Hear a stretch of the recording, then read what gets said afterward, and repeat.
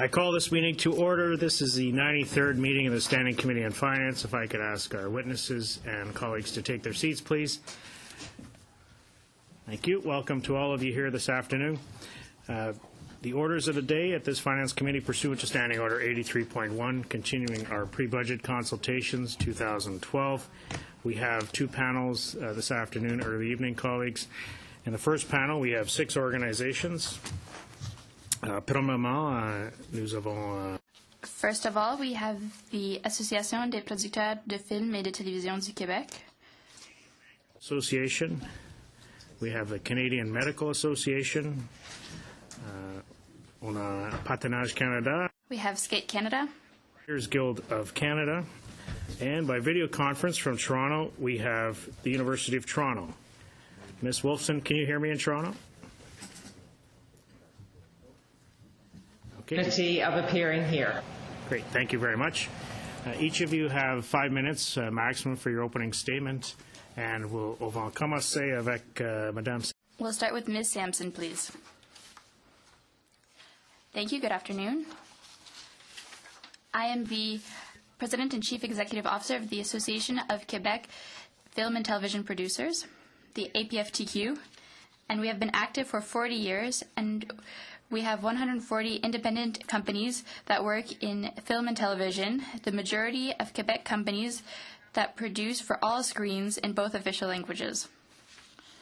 The total volume of film and TV production in Canada was of $5.5 billion in 2010-2011. For that same period, this sector was the direct and indirect source of 128,000 full-time equivalents. Despite our success, the audiovisual industry needs stability in terms of funding that will allow it to take on the challenges of the new digital economy and to grow once again following the country's economic slowdown. The budgetary restrictions imposed on the audiovisual industry and those to come will affect our industry more and more negatively. The federal government must begin to invest in audiovisual production again. We represent an industry that is fragile and fragmented at a time when convergence is the trend. Without increased government support, Canadian content and its diversity is more and more at risk on traditional platforms and digital platforms.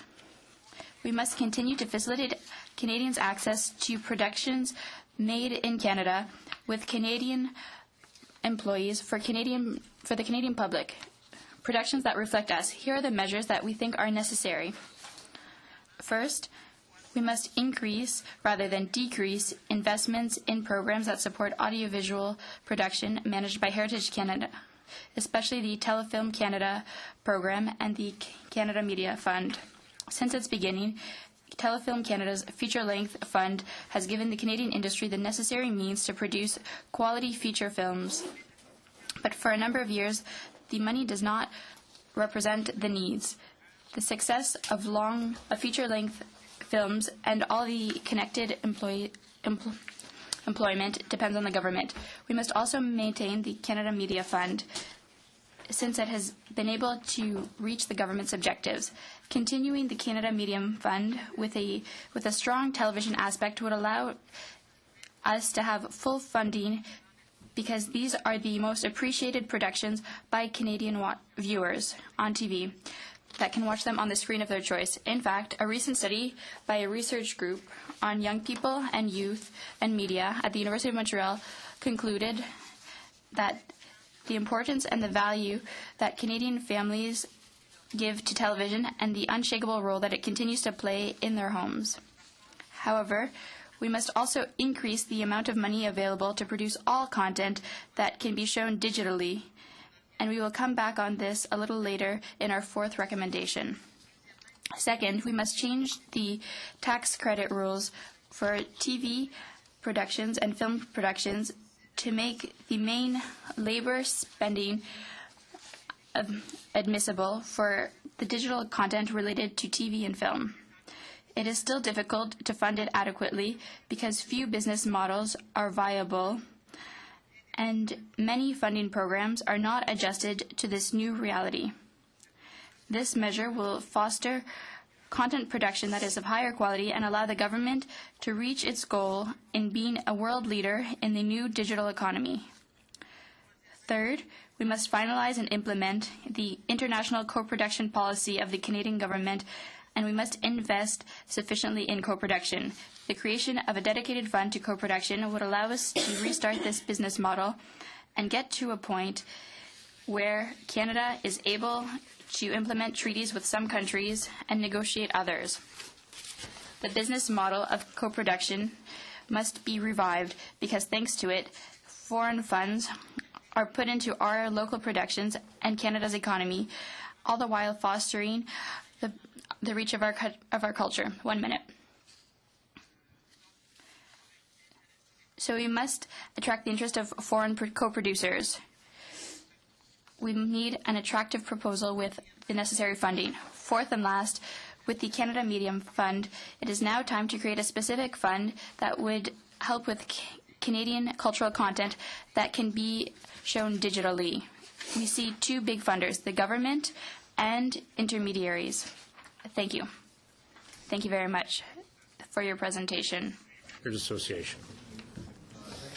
The CBA is pleased to participate in the committee's pre-budget consultations in preparation for Budget 2013. And as many of you know, the CBA, we represent 54 banks in this country and their 274,000 employees across Canada. Nos banques jouent un rôle.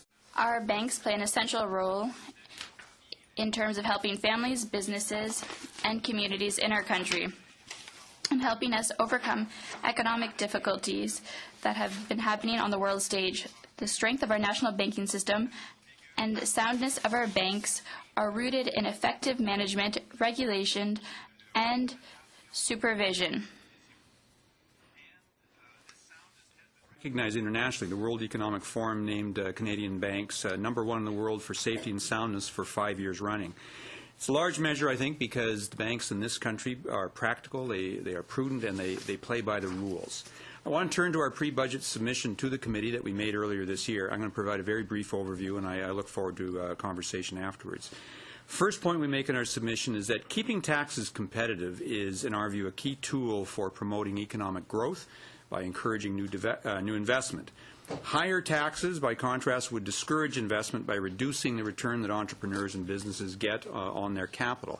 This is why we are pleased with the federal government's commitment to maintain a 15% corporate income tax rate. While governments do face nowadays difficult decisions in their efforts to return to balanced budgets, we are concerned by proposals to postpone or reverse tax rate reductions.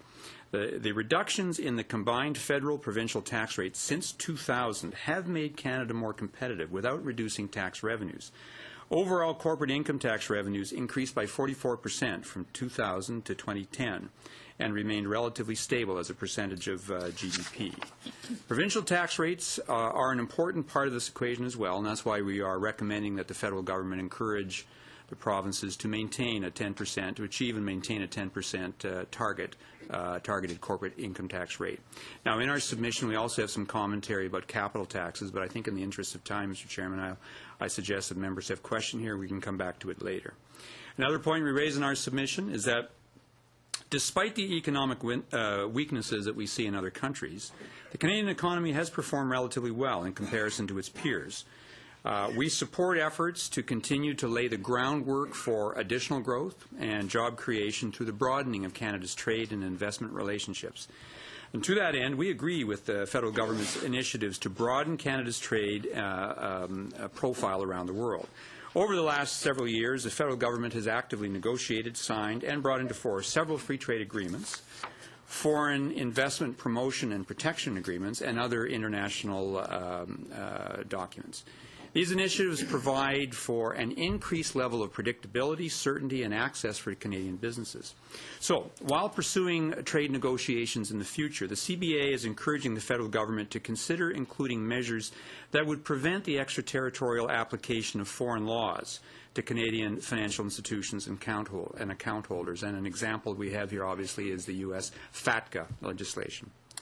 Also in our submission, the banking industry welcomed the passage in June of this year of Bill C-25, the Pooled Registered Pension Plans Act. PRPP would be, I think, particularly useful for people who do not now have access to a private sector pension plan, which we know is common among employees of small and medium-sized business and the self-employed.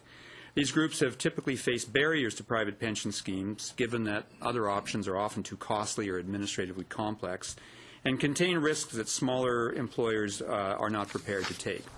Now, to make the PRPP successful, provincial governments must adopt companion legislation to enable the PRPP to provide provincially regulated businesses across the country. So we encourage the federal government to continue working cooperatively with the provinces on the PRPP model. Finally, Canada's productivity, I think, is closely tied to the efficiency and the effectiveness of the financial system, including the importance of having a streamlined national regulatory regime applicable across the country. So with that, and very briefly, I'll make 2 points. There are concerns that we have about the tendency towards growing fragmentation in the regulatory system, which is why we strongly supported the federal government including in the Bank Act a preamble that would state the federal purpose and remind of exclusive federal jurisdiction. We're strong supporters of that. And we remain strong supporters of the federal government's efforts to create a national securities regulator and encourage that the Minister Flaherty, continue his efforts in that regard. Mr. Chairman, thank you very much. Look forward to questions. Thank you very much for your presentation. Now the Canadian Medical Association, please. Thank you, Mr. Chair. I'd like to thank the committee for having the CMA present before you as you prepare for next year's federal budget.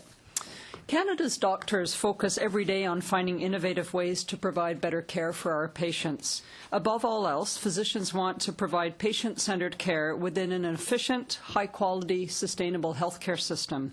However, just like millions of other Canadians, we are frustrated with a healthcare system that provides quality care but is not efficient.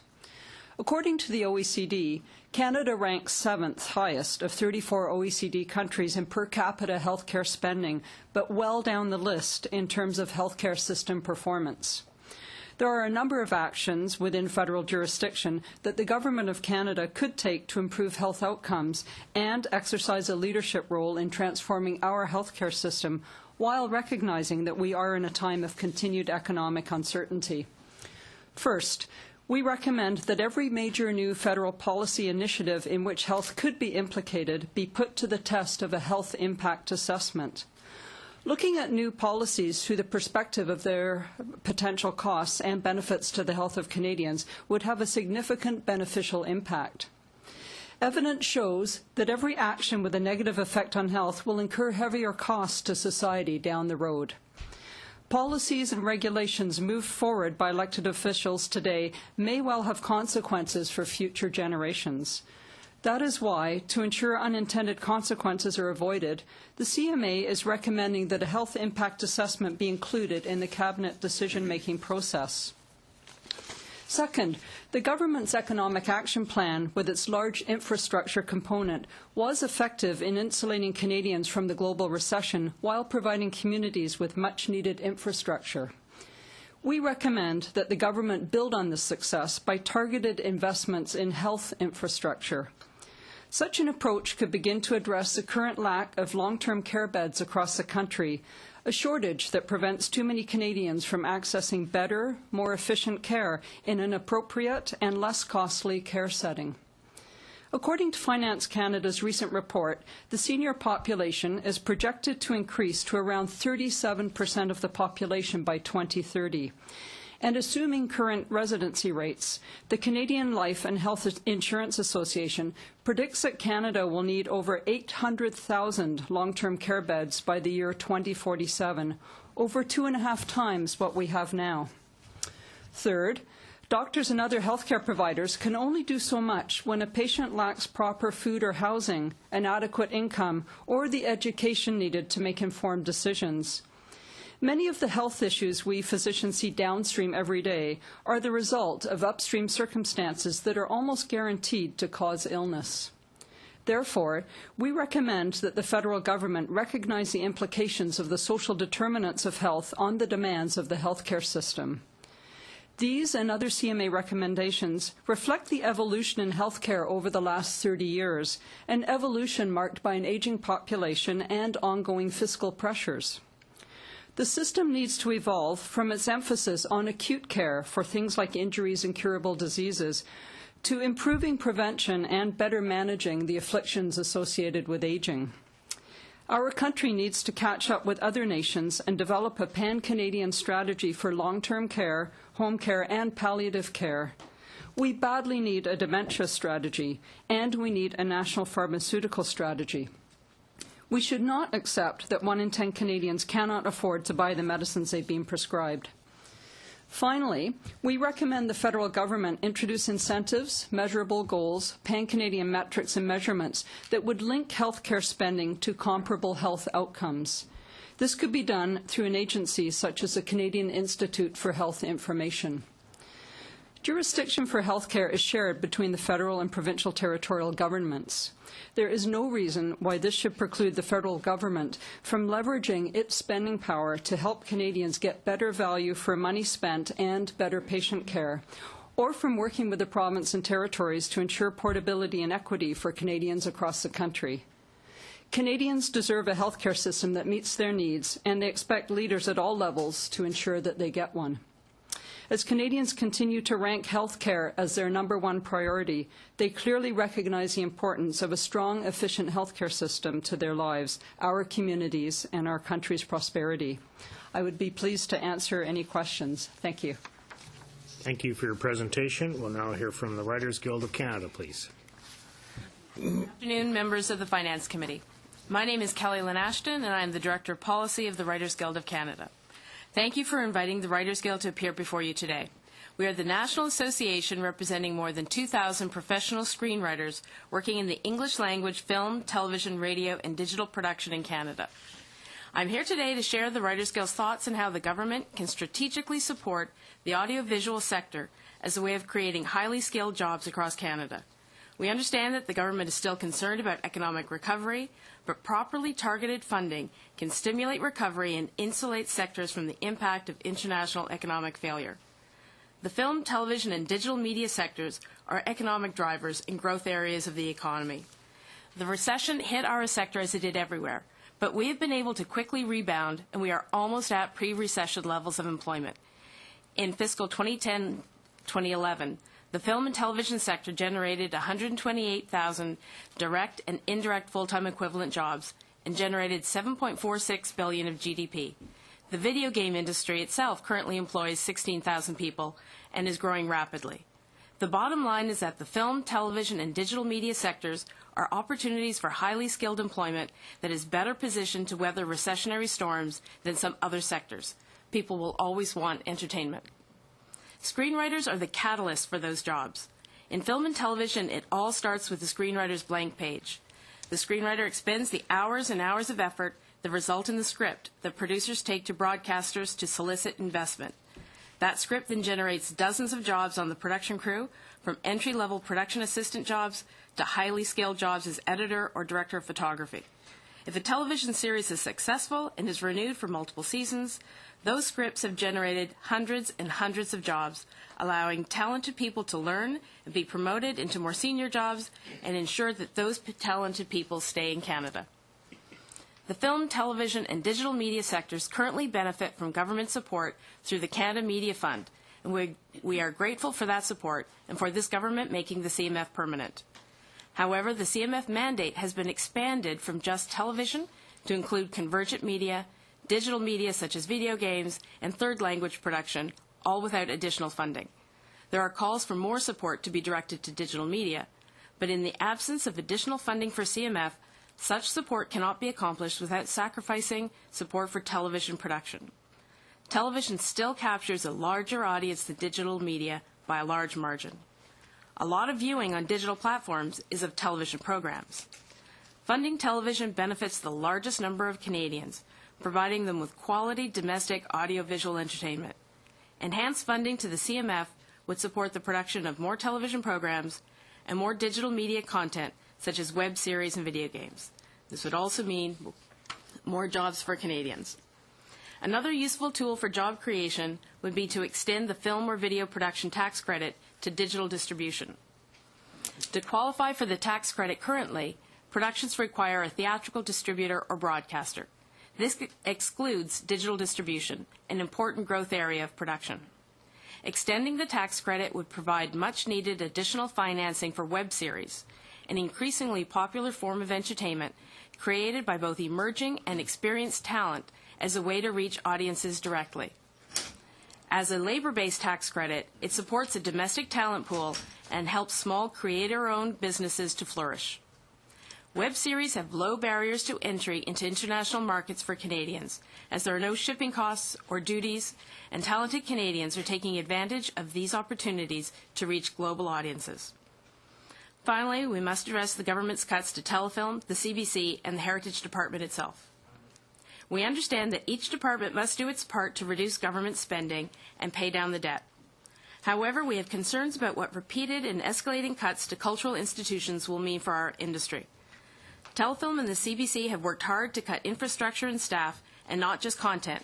But if the budget cuts continue, there is no avoiding a serious negative impact on content. Telefilm's entire budget for English and French is $104 million. That is the cost of one average Hollywood movie. Yet in Canada, it leverages financing for 50 or more movies. Further cuts to Telefilm's budget will put our domestic film industry at risk. As for the CBC, its budget woes are well known. They have cut 650 jobs and sold off assets and tried to protect Canadian programming on prime time. Further cuts to the CBC, the biggest broadcaster of Canadian drama, will undermine not just the CBC, but the entire independent production sector. Finally, cuts to the Department of Heritage will make it harder for its staff to conduct research, meet with stakeholders, and provide the kind of valuable insight into the industry that we have Just wrap up, please. Yeah. that we've come to rely on. Thank you for your time. Look forward to answering any questions that you have. Okay, thank you for your presentation. We will now go to Toronto. We'll hear from the University of Toronto, the Vice President, Judith Wilson, please, for your 5-minute presentation. Thank you. Good afternoon, Chair and members of the committee. I'm pleased to appear in front of you again on behalf of the University of Toronto to speak about the important role of talent and innovation in Canada's economy.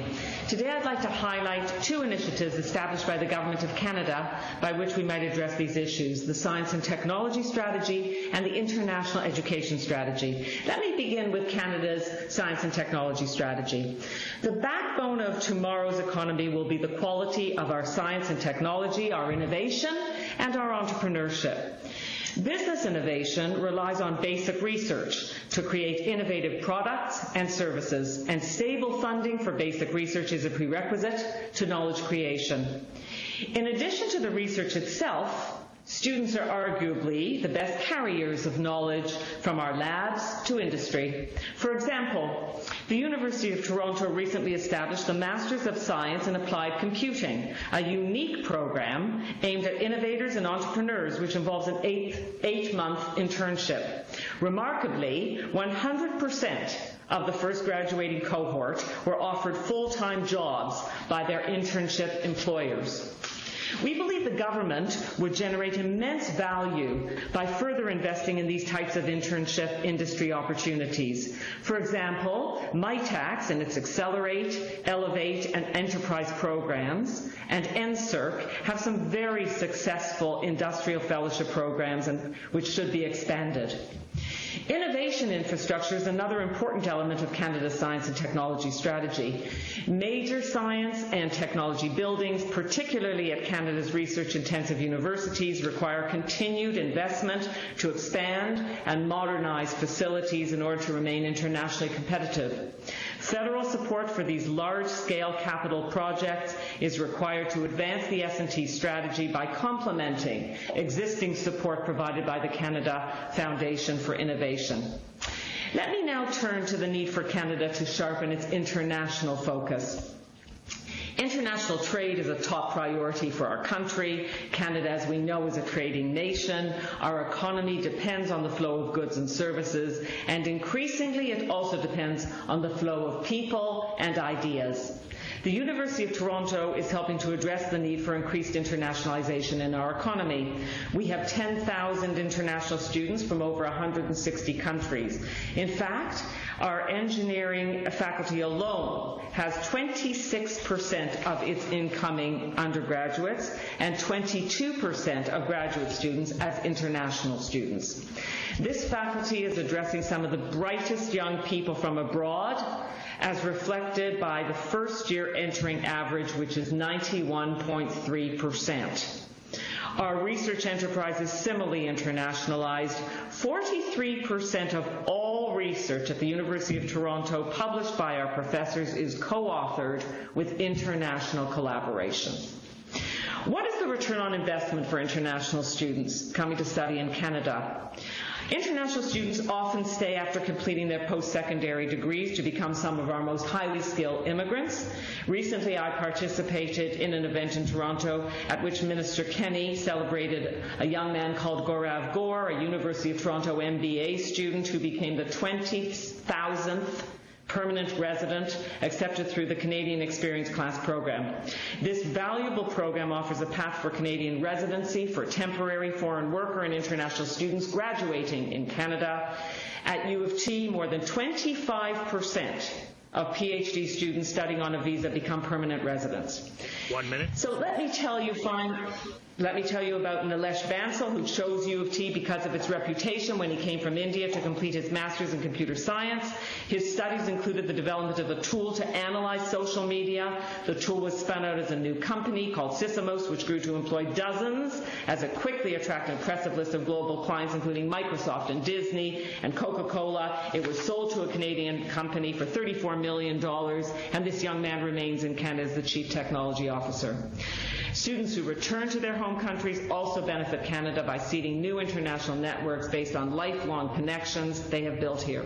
We recommend that the government encourage the international education market by investing in excellent scholarships, particularly at the graduate level. Not only will this invite the brightest students from abroad, but it has the potential to leverage existing funding for students from other jurisdictions. In conclusion, universities are creating the most skilled members of Canada's workforce, and the discoveries will give our industries their competitive edge. And we thoroughly appreciate the support provided by the federal government, and we are keen to expand those partnerships and welcome any comments from the Chair. Thank you very much. Thank you very much for your presentation. We have our sixth organization here. We have Skate Canada.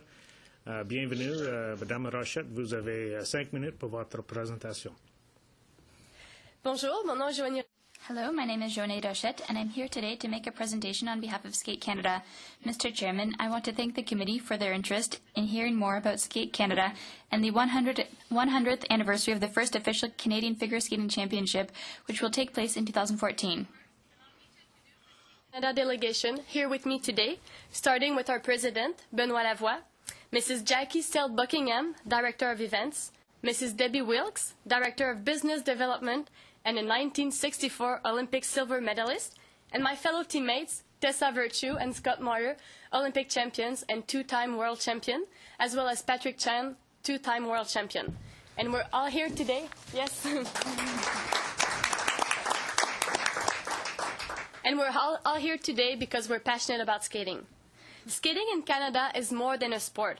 It's part of our nation's culture and a large part of our history. We Canadians learn to skate at a very young age, and sometimes when we can barely even walk. Skating is the first activity we learn before our other Canadian sport like hockey, lacrosse, or football. Skating is also something that new Canadians do at the first opportunity. New Canadians get their first pair of skates and hit the ice because that's what you're supposed to do when you live in Canada. Tout commence à la patinoire de chaque collectivité. It all starts at the ice rink in every local community where Skate Canada supports Canadians every step of the way and all the way to the top. Like Scott, a mid-sized city like Tessa, or a large metropolitan area like Patrick, skating is woven into the fabric of communities across our nation. It's truly part of our Canadian DNA. Les clubs de patinage et les patinoires communautaires. Skating clubs and community rinks across the country are the gathering places of Canadians. The rink is the place where I learned to skate, the place I went to meet friends, to keep physically active, and to socialize outside of school. It was a place that I developed both skating and life skills, and it was the center of the community.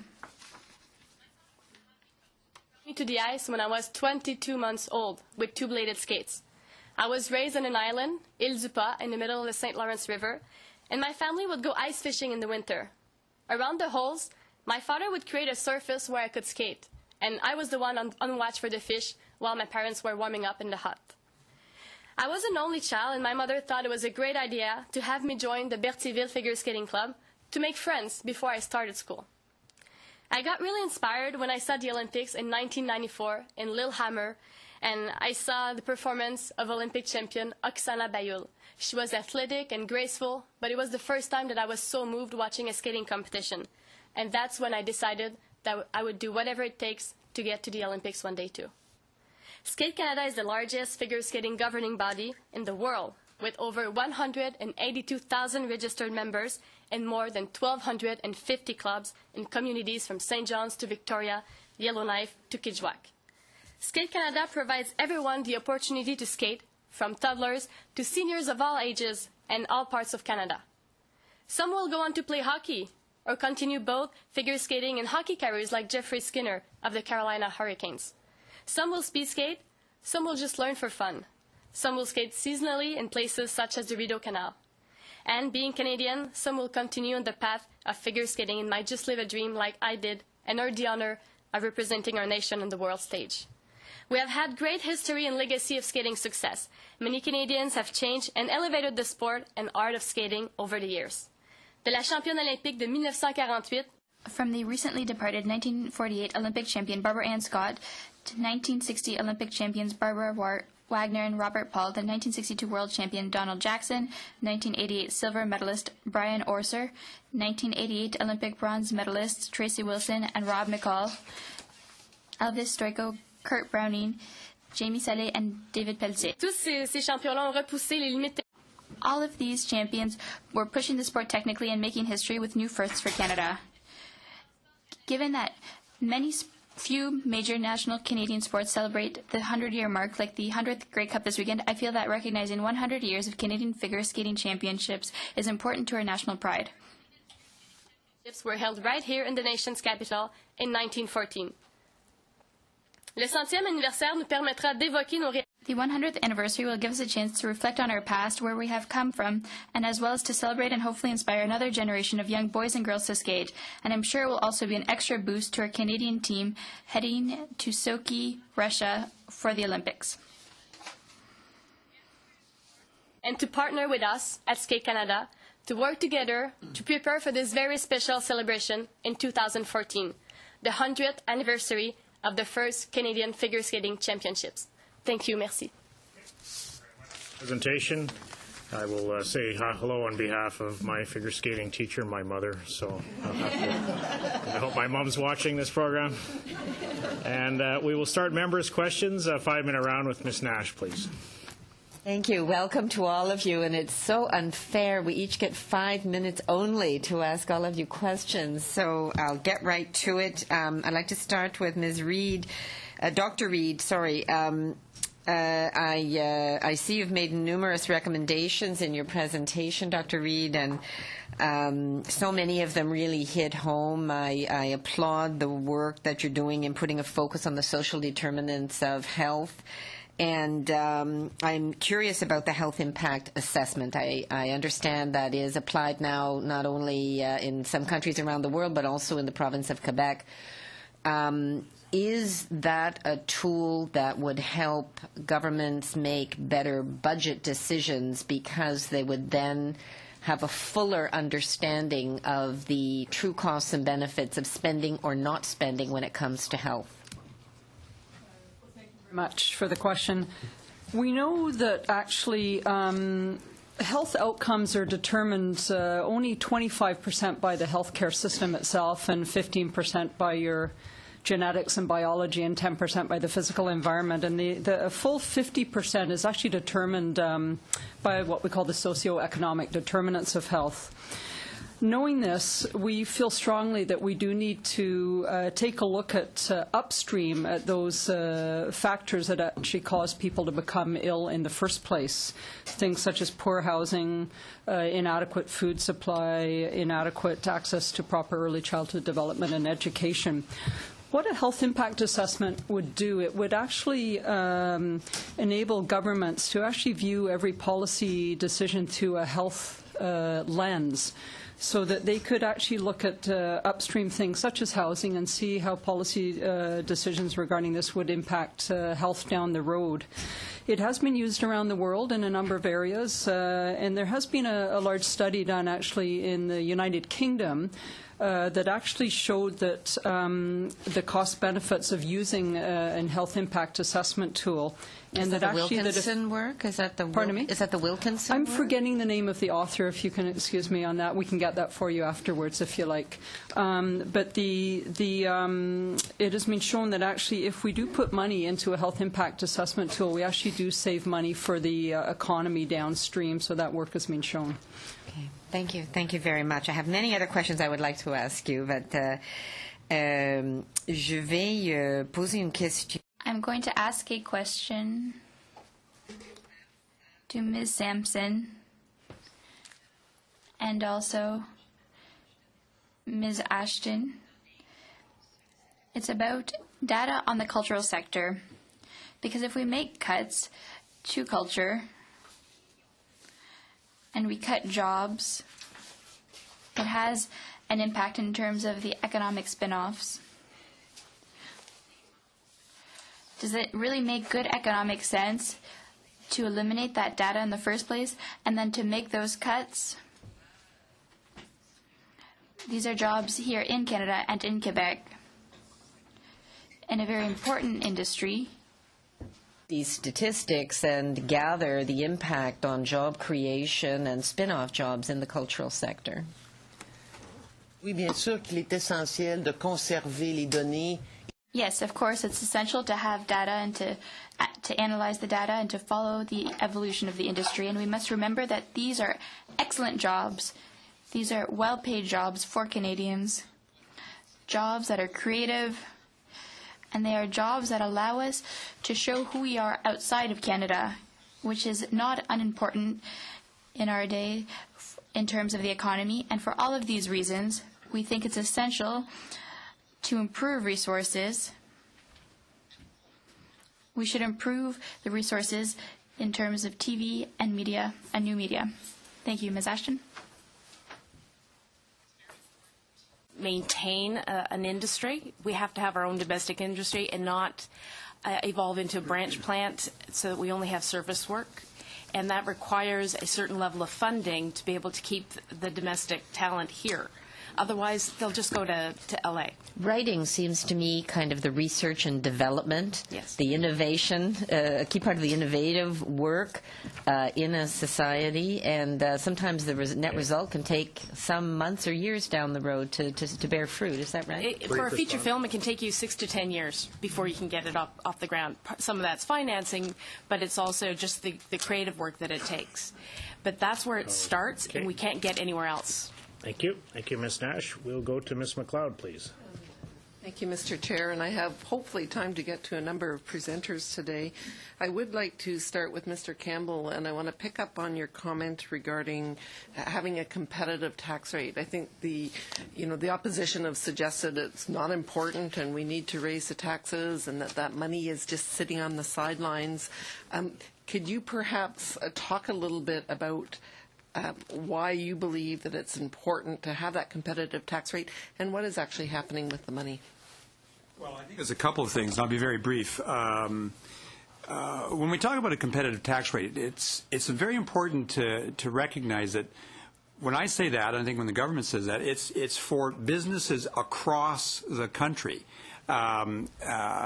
Because we are in a very, very competitive world. It's a world that people scan the competitive environment and they make decisions as to where to invest. Now, taxation is not the only thing, but it's an important thing.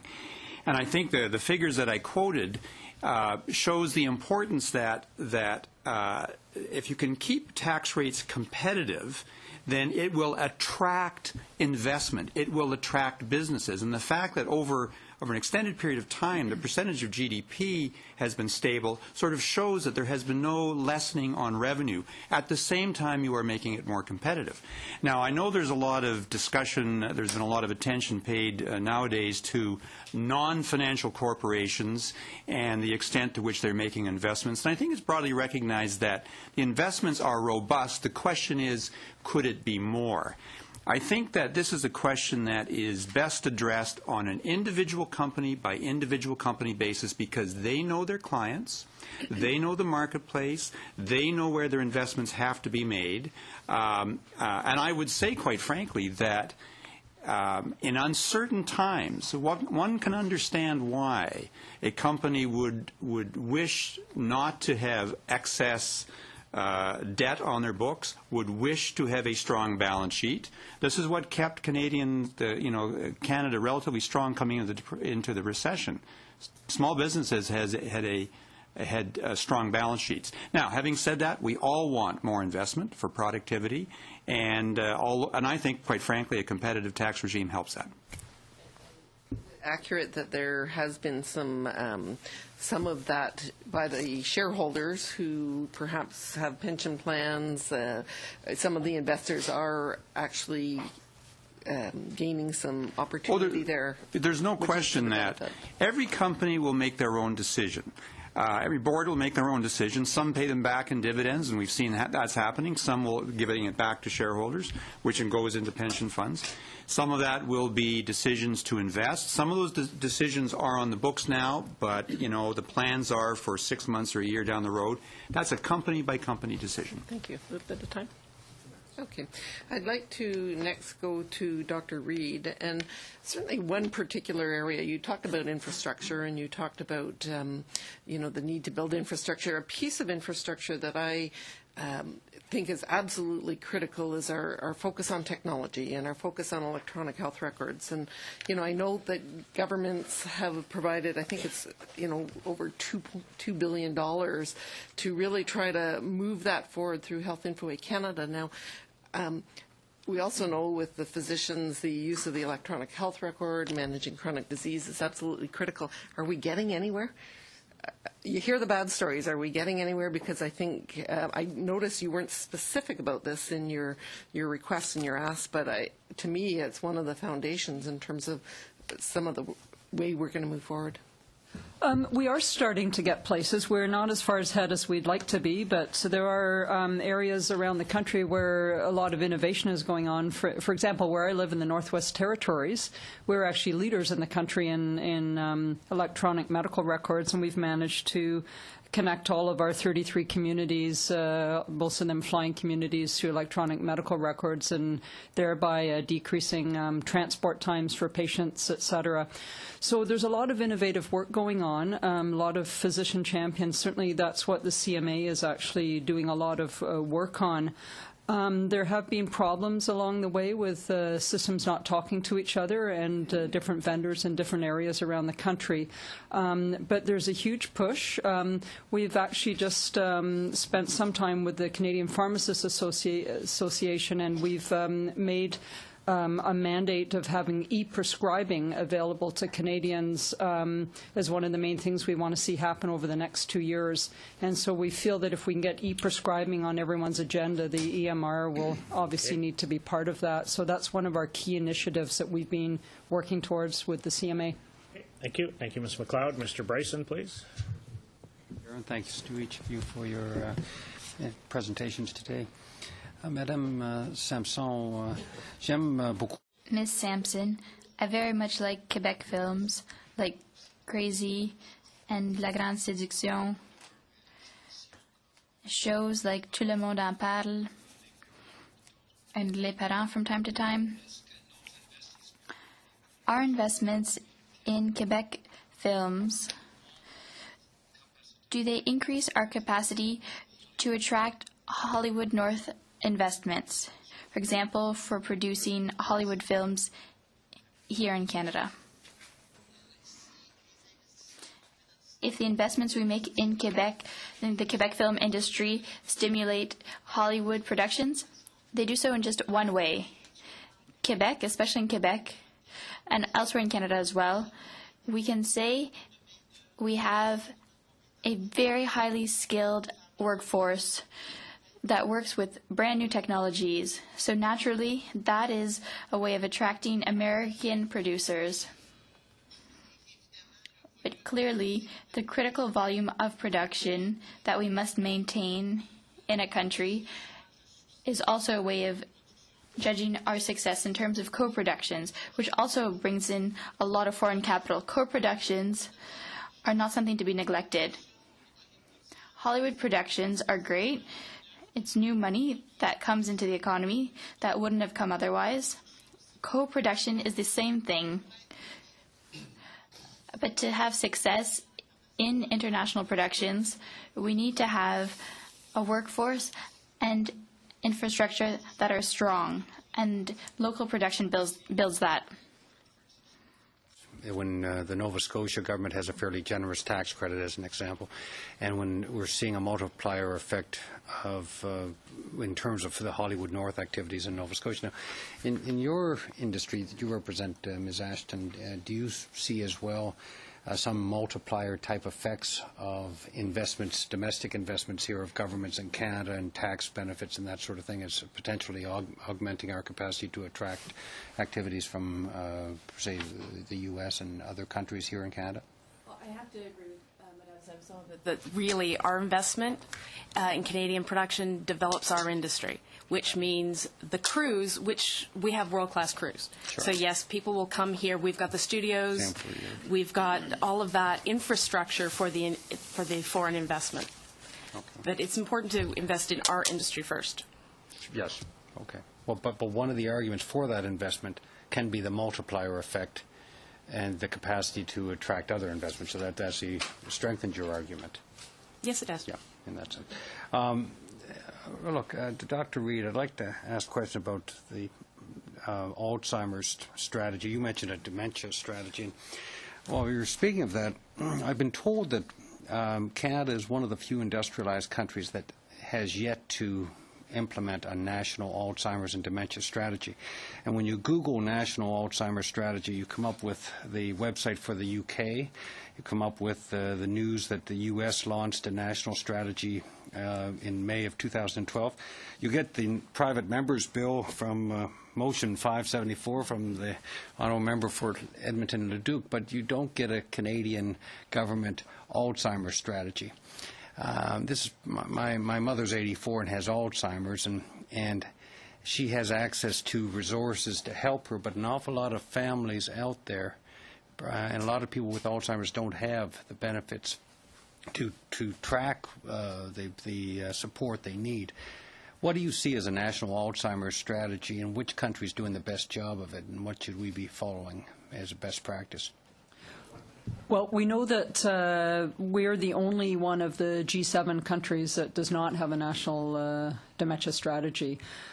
We see that we need a pan-Canadian strategy. As I said before, it's suggested that by year 2047 we're going to have 800,000 people on long-term care beds, and so that is the dimension of the problem. Most of those people are going to have dementia. We would like to see a pan-Canadian strategy involving all levels of government that actually looks at everything from home-based care, long-term care, home supports, a national pharmaceutical strategy that would help address some of these issues, and also help for caregivers in the home with more actually tax relief for people who are creating. Okay. You're right out of time, unfortunately. Yeah. Okay, but I will come thank you. back to that topic. Thanks. Yeah. Thank you, Mr. Bryson. Mr. Van Kesteren, please. Thank you all for being here. Mr. Lavoie, that was a very clever bait and switch that you've all fairness, all seriousness, we're very pleased to see you here. Very pleased to see Tessa and Scott here as well, and we're so very proud of what you've accomplished as an organization and what you've accomplished at the world scene, and I think you've certainly done remarkable work. And Canadians, thank you for that. I want to just ask you just to elaborate possibly the funding that you're seeking. First of all, how long would these celebrations last? And what is the total predicted cost? Are you looking for more funding from other areas, such as the private sector? Will there be contributions from other levels of government and industry partners? And what can we expect to see from the $10 million of funding? I think that one of the things that I have to tell you from the beginning, as a mission statement, we gave ourselves the objective to make sure that every Canadian will have an experience with skating, with fitness, fun, achievement. What we want to do as far as the money, you've got to understand we are totally a non-profit organization run solely by volunteers. So the reason why we're here today is really because we need the help. We cannot ask our members, our clubs, because we do have more than 1,200 clubs who are now paying their fees to be able to participate in all of the activities. And what we want to do, we want to put everything around the national championships. The Canadian championships will be held in 2014, but there will be a full year of preparation and also full activities that are going to be held with across the country, which is the cultural aspect of being involved, being part of skating and so on. As far as the partnership, we already have many partners. For example, 40% of our budget right now, from the incomes, comes from the membership itself. It's 15% approximately from the government funding, and maybe 30% that comes from the events that we're trying to organize. So we want to make it a huge celebration where we're going to reach out and make sure that everybody will have this experience and turn it more through a culture and helping the younger ones, the kids, to bring them back to activities so that something like that can be held with, making sure that they can have that experience. As far as partners, it's very difficult right now for us, and you probably know that from after the Olympic Games that we had in 2010. We had a lot of support from sponsors. Now it's really, really difficult. From looking at the private sectors, we're trying. We've had a lot of activities. We are well known internationally. We are leaders in our sport, and And when you look at all the other federations, we're trying our best, but that's the reason why we're here. So we're looking at to have some partners. We're talking about hockey. We want to make sure that that's the foundation, that's the basic, that people can learn how to skate, have the younger kids going back outside, having activities, moving on, and making sure that all the people that are already involved, including our clubs, our volunteers, because if we're asking some money, it is not to use that money and give it back to other people so that they can organize the big show and all that. We want to do it ourselves with our own volunteers. And when I'm talking volunteers, if we do put together an event, just for example, a national Canadian championships, we do have over 200 people who are giving up their free time. And we want to keep investing in this manpower where, as you know now, people are changing their priorities. And because it's such a passionate sport, we think that we can achieve it somehow. Mr. Campbell, very quickly, we know that the housing crisis in the United States was brought on by the mortgage bubble. Now, our government has made some changes to the mortgage rules. Can you maybe comment on that and see what position that's put us in as far as banking is concerned in this country? I'll be very quick. I think that you mentioned the United States. The housing situation, the residential mortgage market situation in Canada is very different than the United States, very structurally different. And I think that comparisons between the two have to be very careful. I think that we're all concerned that we achieve a soft landing, not a hard landing. I would say that the government steps, incremental steps over the last 4 years, I think have been very targeted. I think they have been very precise, very surgical, and I think they are having the desired effect of slowing slowing the market down and helping to a soft landing. So I think that's part of it. But we are a very different market than the United States. Mr. Caron, s'il vous plaît. Thank you to all of our witnesses for coming here this afternoon. I'll start with Dr. Reid. First, as you know, the government has announced unilaterally that it would decrease the increase in transfers, in health transfers, from 6 to 3% in 3 years. Unilaterally, which means that compared to the precedent level, there will be $31 billion fewer dollars given to the provinces and territories. The government tells us that it's because the provinces and territories have reduced their spending by that much. My first question is, have the provinces and territories reduced their spending because of efficiencies or because there have been cuts that have been made? Essential services are being cut in terms of the services covered by provincial health plans or other reasons? And the second question is, what do you think of the fact that the government made those changes to transfers unilaterally? In answer to the first question is, I believe that the decrease in spending is due to the cuts rather than due to efficiencies, because generally when we find efficiencies in the healthcare system, there's so many other areas in need that we actually end up using the money there to improve services in another area. So that would be how I'd respond to your first question. To the second question, with respect to the cuts, the one-way unilateral cuts, we would actually have preferred that the healthcare transfers be connected to some sort of accountability measures that are federally driven, and we would like perhaps to see an organization like CIHI, Canadian Institute for Health Information, be an organization that's able to look at metrics and measurements and accountability measures so that we can match the spending actually with health outcomes. And we think that this is something that could be driven a little bit more federally. Mm-hmm. So that's what we would like to have seen happen with that money. Although we are, aware of the fiscal reality of the actual amount of money given. Merci. Une autre question pour vous. La semaine prochaine. Thank you. Another question for you. Next week will be the 10th anniversary of the tabling of the Romano Report, which is a historic report in terms of assessing where we are in terms of healthcare. And if I recall correctly, the Romano Report focused a lot on social determinants of health. What road has been taken over the past 10 years to address that issue? And could you analyze the role of the federal government, given that it's a provincial jurisdiction?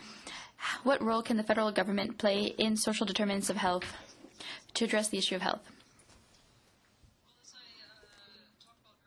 I think one of the best things we could do is use our health impact assessment tool that we've suggested. And actually, Canada is a leader in having developed this tool. And the Public Health Agency of Canada would actually be very well placed to actually be the holder of such a health impact assessment tool. And I think if we actually use such a tool, I think we would go a long way towards directing the addressing the social determinants of health. I think we've had a lost opportunity to do that in many aspects. It has been done to some degree provincially. Quebec, actually, as you probably know, uses that tool, and certain provinces use it in more specific areas of their policy, but not in a mandated way, such as Quebec. Merci. J'ai le temps pour une dernière question, Monsieur Campbell. Thank you. I have time for one last question, Mr. Campbell. Regarding household debt, we often talk about the mortgage, and changes have been made by the government that haven't been called into question to restrict access to mortgages, but there's always the question of consumer debt, which is problematic, but we talk about it a lot less often. It can be credit cards, loans, car loans, etc. So how can we address that component? We always talk about mortgages, but we talk about consumer debt less often, but we need to address that from the government's point of view. Do you have any recommendations? It's important to remember that il faut m'exprimer en anglais, je regrette. I'll have to speak English, unfortunately. It's important to remember that when you look at household debt, the majority of that debt is mortgages. Credit cards are really only about 5 or 6%. Auto loans are growing, but I think that was probably a function that over the recession, the demand for auto was suppressed, and we're probably seeing people just kind of fulfilling that demand.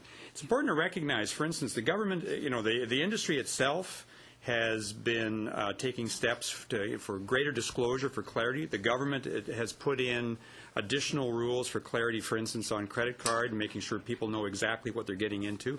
I think all these are very, very useful steps. I think and financial literacy, quite frankly, is an important part too. And we play a large role in financial literacy. We know that the government and other parts of the community are emphasizing the importance of having well-informed consumers. There's no one magic solution, but I think that I perceive a lot of focus on this across the board these days. Okay, thank you very much. Thank you, Merci, Monsieur Caron. Mr. Adler, please. Thank you very much, Mr. Chair, and I want to thank all of the participants for being with us here today. I do want to begin my questioning first with Mr. Campbell from the Canadian Bankers Association. And as you know, Mr. Campbell, I want to talk a bit about Basel II and Basel III and OSFI and sort of where we're all at in terms of that. Under Basel II, the banks were required to maintain a 4% Tier 1 ratio, total capital ratio 8%. That Basel III boosted it up to, I think it was 7 and 10. OSFI exceeds that standard. How have and you mentioned during the course of your remarks that the World Economic Forum has said that Canada has the strongest financial institutions for the 5 years in a row now. And that's how we are largely able to withstand the economic storm that engulfed the world, and how we were I think only one of 2 countries that didn't have any bank failures. Could you speak a bit about how the banks feel about the more stringent OSFI standards vis-a-vis the Basel III standards, because the banks are so competitive with each other globally now, not just within Canada, but around the world. How do the banks view the more stringent standards that they have to abide by under OSFI as opposed to Basel III, where their competitors are? This is a very big topic, and it's a really good question, and thank you for that. I think, first of all, it's important to remember what capital is there for. Banks have to have capital because capital supports lending, but capital also allows you to manage your risk. It acts as a shock absorber. And Mr. Adler is absolutely right. Going into the financial crisis, we were capitalized well in advance of what international standards required. And that was partly a role of OSFI, but it was partly a role that investors required it of us. The street required it of us. What I would say is that one of the most important things about putting Basel III in place is the importance of international consistency. It is important that we have around the world a strong commitment to putting the rules in place and to putting them in place in a consistent manner. And we know that that's what Governor Carney is focused on in the FSB. We see, unfortunately, some slippage. The United States of America, many of the banks have not even put into Basel II yet, let alone Basel III. We notice that. We see some, I think, probably some slippage in Europe. So we think consistency of application is very, very important. We call for that. I think the big thing with Basel III is we all recognize the importance of prudential standards. It's one of the things we live by. Nobody should underestimate, however, what an enormous exercise this is for the industry in this country. Thank you. Thank you. I would also like to get your comments on, as you know, the minister last week in Fredericton brought down the economic and fiscal outlook, and in that statement, and as the minister and prime minister have been saying all along, that Canada is not an island. We are not isolated from possible contingencies that happen in other parts of the world. So I'd like you to comment also a bit on the possible how we can get sort of sideswiped on two fronts. One is the European sovereign debt crisis, which we seem to be seeing some indications that it is improving. However, the fiscal cliff in the U.S., which we're hearing a lot about right now, now that the election is over, we see some movement on that front, but we're now about 40 days away from the deadline on the fiscal cliff. If, in fact, the President and the Congress do not reach a deal, what would be the consequences for Canada? Well, Minister Flair is absolutely right. We are not an island. There's probably no other country in the world better placed to resist or to deal with pressures that we see elsewhere in the world, but we will not be immune. You asked specifically about the fiscal cliff. I remain an optimist. I hope that they will deal with that. I think it remains to be seen what the nature of the solution would be before we can assess what kind of impact it would have on GDP going forward. If the fiscal cliff is not addressed, as I say, I hope it will, then there will be, and there are varying degrees of estimates, an impact on GDP. We are a trading nation. The United States is our biggest trading partner. I know we're trying to diversify, but we cannot escape if there is a slowdown, a lessening in economic growth in the U.S. In Europe, I think the biggest transmission belt there is if a slowdown in Europe has the effect of kind of dragging the economy down because they are customers for Chinese products. And if they slow down, then China slows down. And it will just have that slowing effect.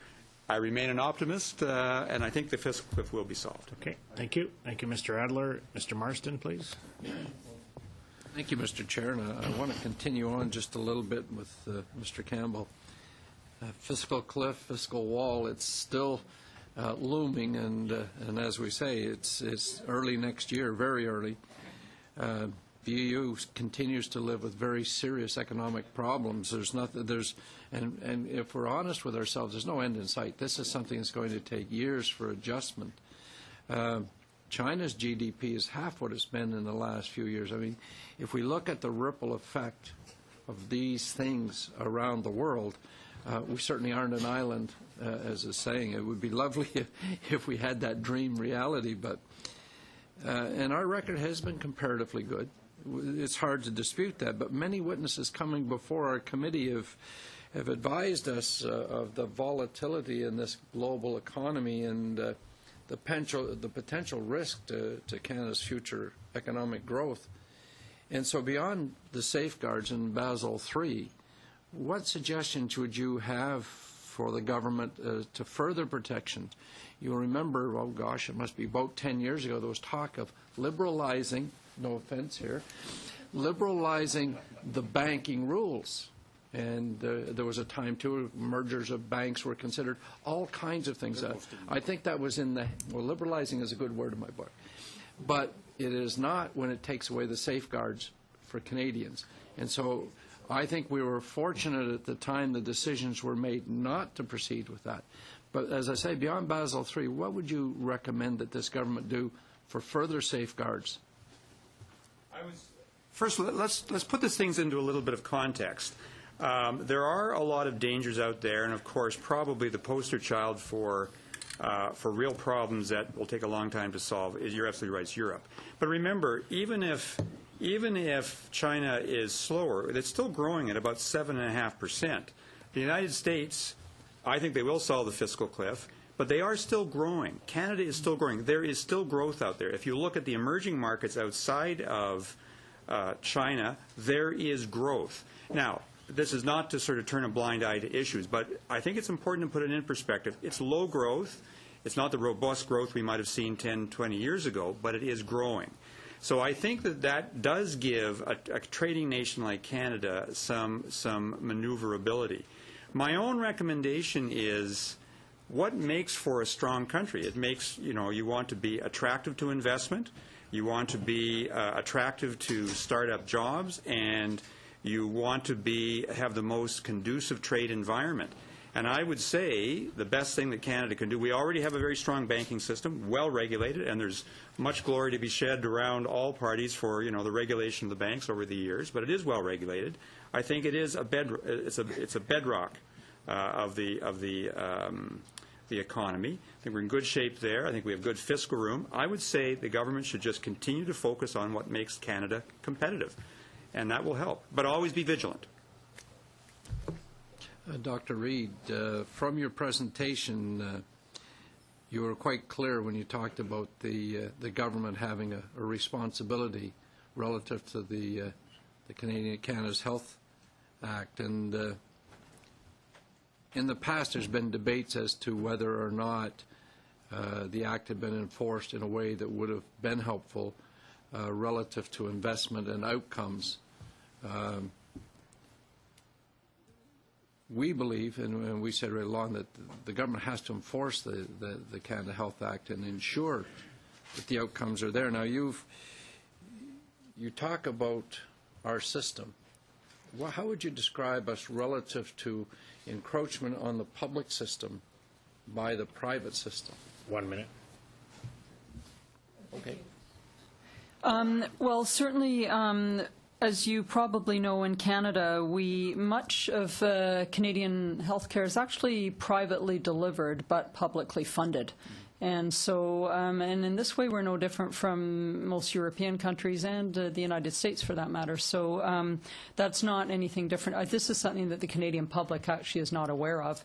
So what certainly we feel that there should be a very strong publicly administered and publicly funded universal healthcare system so that your ability to access the system is not based on your ability to pay, but rather on your need. So, there has been some encroachment of privately funded, privately delivered health care in this country. The reason that's happening is because our public system has not actually had the infrastructure available to be able to deliver what Canadians need. And so the funding and the efficiencies and the accountability measures are not there, for example, to provide enough operating rooms space. And so we feel that we can make improvements in the present system so that we don't have to look outside the system that way. Thank you. You're well over time, Mr. Marsden. I'm sorry about that. We'll go to Mr. Miller, please. Thank you very much, Mr. Chairman, and thank you to all the witnesses for being here today, and particularly our athletes here that we have. And I got to say that, no offense, Mr. Lavoie, but Ms. Rochette represented your organization very, very well today. And yes, I know you are.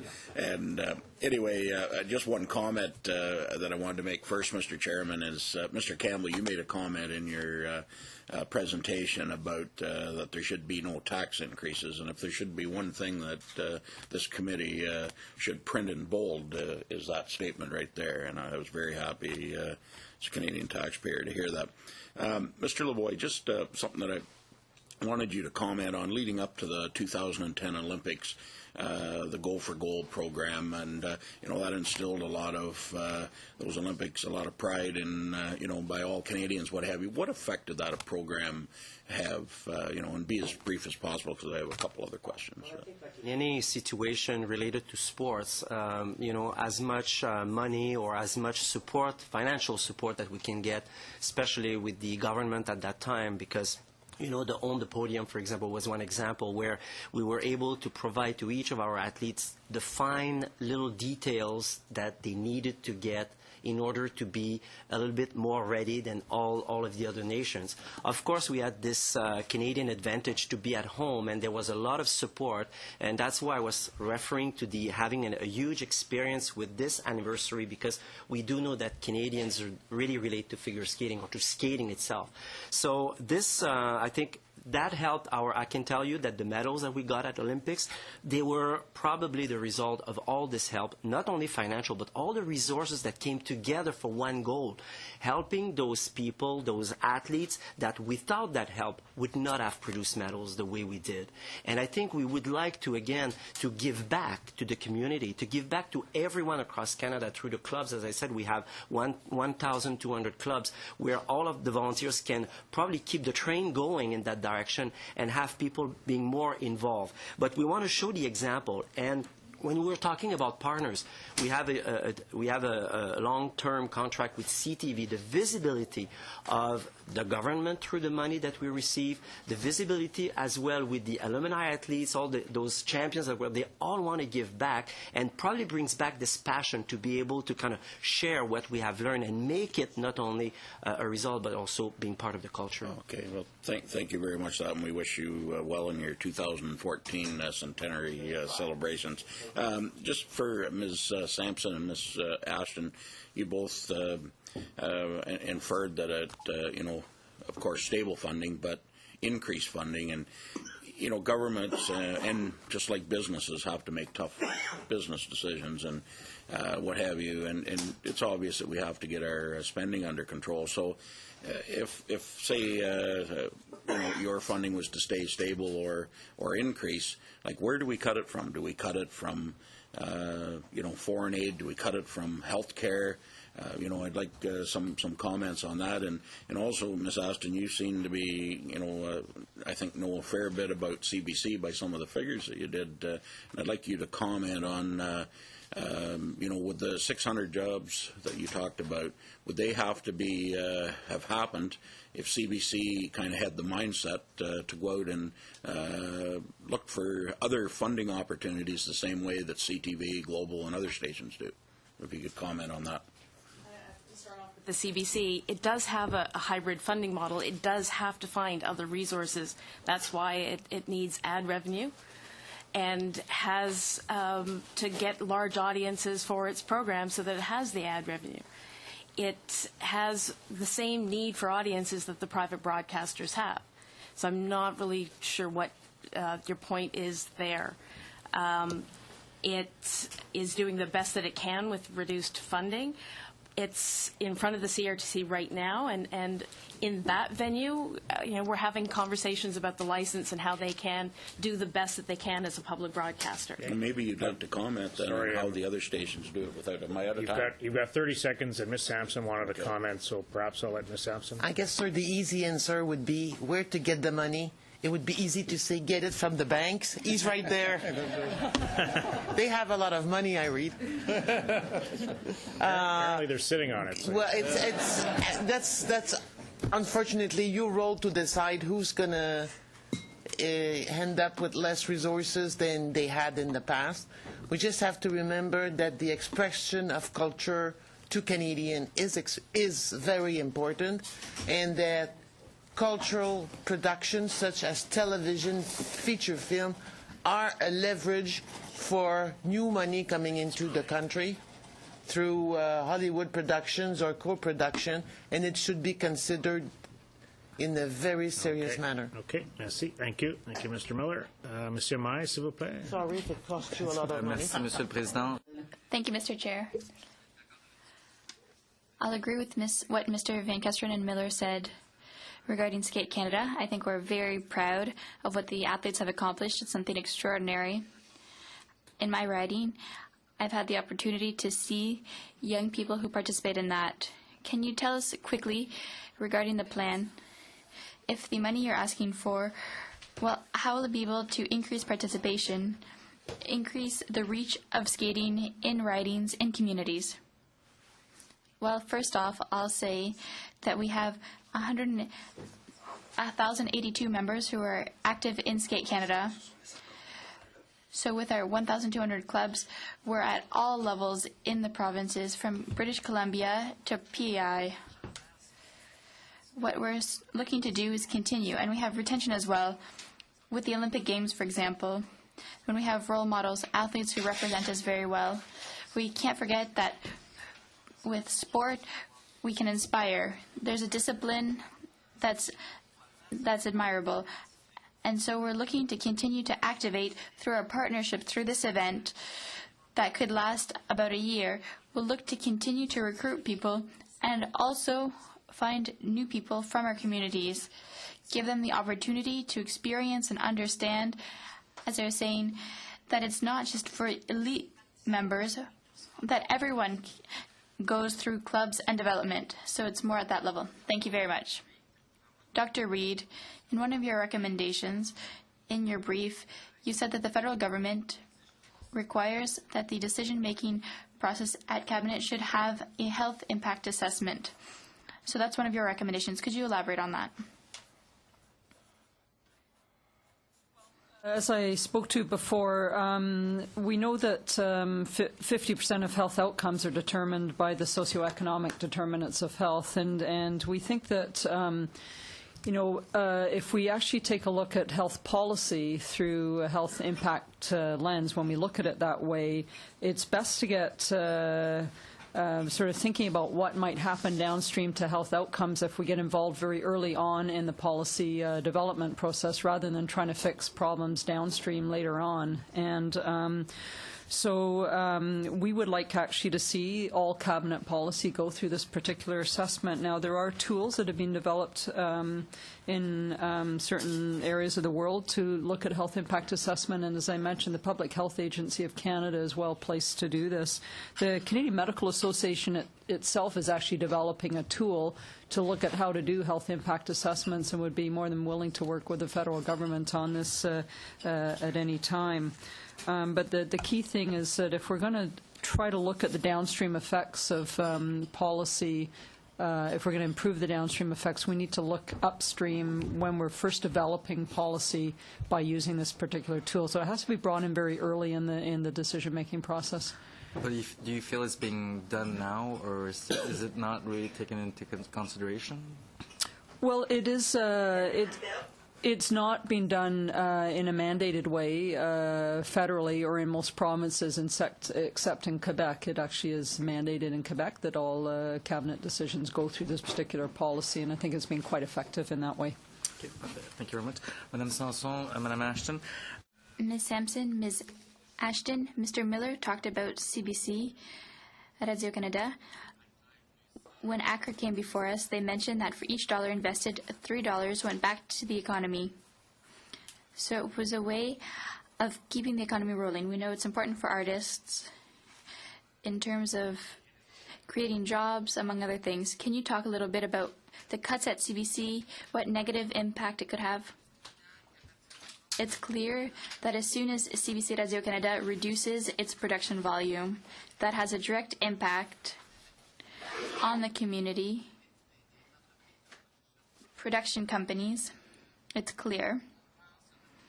We've always believed that CBC Radio-Canada should have stable funding and should know ahead of time to be able, like any good manager, to plan to plan ahead for its costs. Unfortunately, that never happened, but it's certainly something that the government should consider. And to get back to the MP's question, where should the money come from? Well, the Canadian government is preparing to sell some of its frequency, its spectrum, the 700 megahertz. That should generate a lot of revenues for the government, and a significant part of that could go back into the culture industry. Thank you. Ms. Ashton? We're bumping up against our 5 o'clock. So. Just to say briefly, they already had to cut in English CBC 175 hours of programming for this year's budget. They're going to have to cut more hours of programming going forward. Most of that is independently produced. So that is clear-cut jobs that aren't going to be there. Okay, thank you. Ms. Glover, please. Thank you, Mr. Chair. I, too, want to say I'm a bit starstruck by all of the talent in the room. I see Patrick Chan at the back, and I want to give you an opportunity, Mr. Lavoie. I see this wonderful document that you've provided to us, and for anyone who might be listening out there, is there a fundraising effort for the 100th anniversary that you might want to convey to people who might be listening today? Well, actually, as far as, for every activity that we do have with the organization, we're trying to find ways to fundraise or to have our partners to be involved. But the reason why I was explaining that we are here is because we've already asked a lot of money to our members. We still want to keep this as a low cost for people to participate. And I get that. I just thought if there was a way that they could donate, if there was somewhere you wanted to tell them to donate, it'd be a good opportunity if there are people listening. But if you don't have a place, then that's fine. But I'm going to encourage Canadians to make sure that they think about donating, because I think it's a worthwhile cause. We need your help. I think it's pretty clear. I do want to ask Dr. Reid a couple of questions, and I was so thrilled to see in your document, your opening remarks about the lack of efficiency and how frustrating it is to work in a system that gives quality care but that is inefficient. And so I want to bring to your attention, we did have St. Boniface Hospital appear here and had a wonderful suggestion on creating what they would call a Center for Healthcare Innovation, because they see a need to try to partner with business to try to address some of these inefficiencies. Not only did they suggest that in an effort to solve these inefficiencies, like partnering and producing seniors' care homes on hospital ground, which makes entirely good sense to many of us because of our aging population who have healthcare needs. But they also suggested a lean management system that would allow inefficiencies to be addressed by really addressing those through the grassroots people in the hospitals. And through this lean management system, they were actually able to save in the first year $3 million. They expect to save double that in the second year. And so they've asked that the government consider putting some money towards this center to do that. And I would ask, would you be able to perhaps review that, tell us whether or not you think that's a good idea? Did you hear about this suggestion from St. Boniface Hospital before coming here? I'm not familiar with that particular example of lean management and efficiency, but the lean management's system is being used in healthcare in many jurisdictions across Canada, and actually Saskatchewan's been a leader in that, and Saskatchewan is working, the government actually through Dan Florzone, the DM, works very closely with the physicians of Manitoba, and actually they've worked together, Saskatchewan worked together to put the lean management system in place. And the CMA has been very interested in this, and it's something that we're looking at trying to promote in other areas across the country. After today, if you have an opportunity to actually review, I will, and you want to send some comments in, we'd be really happy to receive them, Doctor. And as I say, Dr. Tatro was kind of one of the leaders in the lean management system in Manitoba, and he travels all over, not only Canada, but the world, teaching this because he's been in such demand. But I was hopeful that, and we did do some things in Budget 2012 to also address cost effectiveness, like promoting cost effective healthcare through the McMaster University studies. Hopefully that'll reduce some of the inefficiencies. And of course, we did some other things with regards to mental health research and that kind of thing. And we continue to look at ways to help improve in our own way. Ms. Wolfson, you did not get a question yet. I would love to have your feedback on something you had in your submission, the Federal Skilled Workers Program. There are some changes coming, and you've indicated that you believe that this will help recent graduates stay here in Canada. And I'm just wondering if you can explain what you mean by that. Oh, the new program by Minister Kenny that Minister Kenny announced has been hugely helpful for our PhD students and our graduate students who are here doing research. And instead of having to leave the country at the end of their program, they can apply to stay here in the country. And that's just a tremendous retention strategy for the best and the brightest. And I will say that we've had wonderful skating stars here. We do have the Olympics of these kinds of graduate students, and we want to make sure that they can stay in the country. It's a huge opportunity for Canada. I have to tell you that I agree. Now, the Jenkins panel also made some recommendations with regards to evolving National Research Council institutes. And so I'm wondering, very short, did you want to comment about that? It's very, I think the bottom line is, as opposed to my taking the time here to speak about a specific program, there are two areas. Research has to be supported and infrastructure has to be supported, because you can't do it without that kind of expensive investment. And it's really not about the NRC, and the Jenkins report spoke to the NRC, and they had a whole slew of recommendations that we were highly supportive of. But I think it's a trend that goes sort of from A to Z of the kind of infrastructure support that's very, very important to get that innovation out the door and into products and services. We are bumping right up against the 5 p.m. time to change panels. If I could put 3 questions on the table and then have the organizations perhaps respond to me as the chair.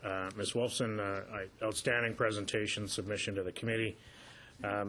Just if there's anything further, for instance, on CFI that you wanted to present to the committee, I think that was in your response to question 5 in your submission. But if there was anything further you wanted the committee to consider in terms of background funding for the Canada Foundation for Innovation. My second one is with respect to Alzheimer's, the motion that Mr. Bryson mentioned. Dr. Reid, if there's anything further that you want us to consider in terms of a substance as to what would involve an Alzheimer's Society. There's 2 organizations, Alzheimer's Society and neurological organizations that actually work on one. If there's anything substantive you want us to consider for this report, if you could submit that to me as well. And Mr. Campbell, the third one is with respect to the foreign investment protection agreements. You mentioned it in your opening presentation. Again, I'm sorry I'm running out of time, but if you could submit something further on that to the committee, it's something, obviously it's very topical with the recent one with China, but if your organization had any further comments to that, we would appreciate that very much. So, as you can see, a very interesting panel, very interesting discussion. I'm sorry it has to end here, but we do want to thank you for your responses to our questions. If you have anything further, please do submit it to the committee. Thank you so much.